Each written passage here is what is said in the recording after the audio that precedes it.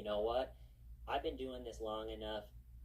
Even if the evidence isn't on our side and the facts aren't on our side, I can still put on a professional, top-notch defense. I've been doing this long enough, and I can show that my law practice can do it.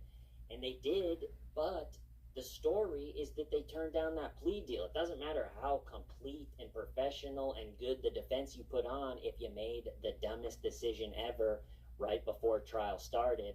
So it's kind of funny, in my opinion, that's the big story after the trial, is they confidently turned down that plea deal. We got him right where I want him.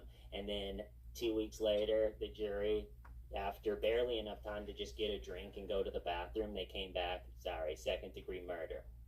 All right, so there's that. Then the second, if you boil this whole trial down, it really comes down to 3 days before the trial started, the prosecution filed a motion saying, Your Honor, the story that we think Sarah is going with, because that's what she told the battered spouse experts, for the battered spouse experts to analyze for when they go up on the stand. So we know the story that Sarah Boone is most likely going with. And in that story, there's no overt act, nothing that George did on that day where it would make it acceptable for Sarah to defend herself and kill him.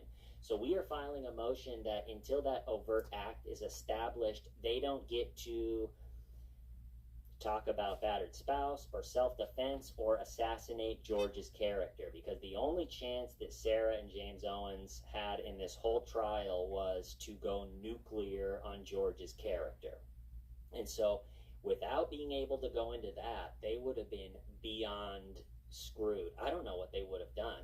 And so the state's doing their case, plugging along, and because they have to establish the overt act before they can deliver their case at all, it forced them to call Sarah Boone up first. Once the state rested and it was time, okay, they decided, Sarah Boone, you will be most likely on the stand at 10:30 tomorrow. Well, it became that day where she was supposed to be up on the stand at 10:30. It became obvious that James Owens and the team of lawyers were really trying to delay. And even though that the judge had ruled on it probably 5 times, James Owens, every time the jury was out of the room, he'd bring it up again. Your